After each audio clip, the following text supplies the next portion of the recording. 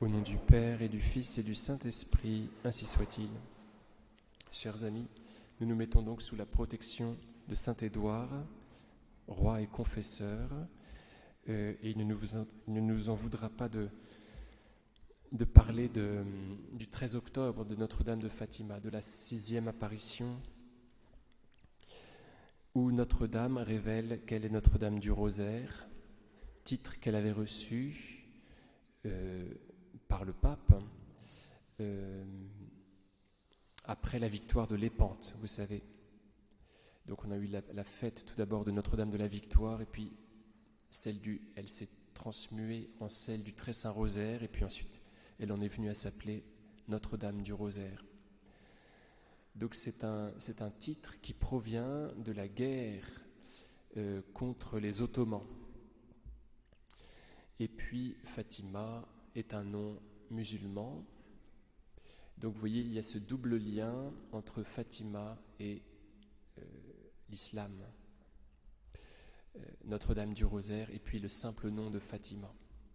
Donc à Fatima, nous recevons les instructions pour aujourd'hui. Et les instructions de Fatima sont celles du rosaire quotidien, du chapelet quotidien tout simplement. À chaque fois, à chaque apparition, Notre-Dame commande de bien vouloir, commande le chapelet quotidien pour la paix, pour la fin de la guerre. Alors, le 13 octobre, elle apparaît, il y a 4 apparitions d'elle, si je ne me trompe pas.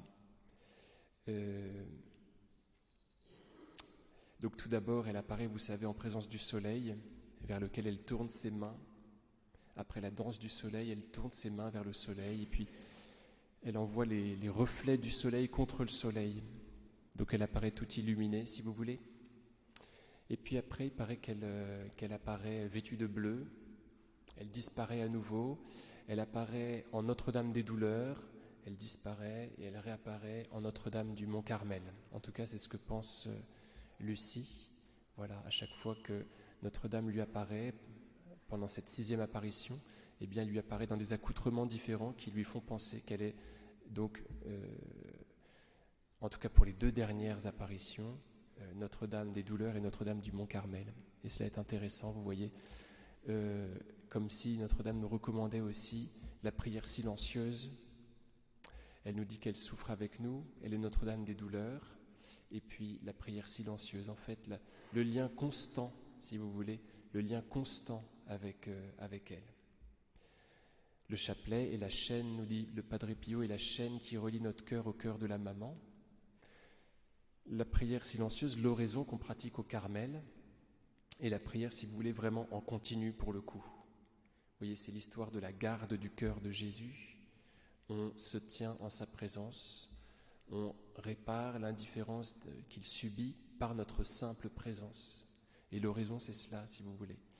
C'est ce que disait Thérèse d'Avila, c'est un entretien où l'on s'entretient, c'est un commerce intime où l'on s'entretient souvent seul à seul avec celui dont on se sait aimer, où l'on s'entretient souvent seul à seul. Et donc on comprend que l'oraison pour Thérèse d'Avila est quelque chose qui ne s'étend pas seulement sur un créneau de temps, mais qui est en continu, parce qu'on s'entretient souvent avec Dieu par l'oraison.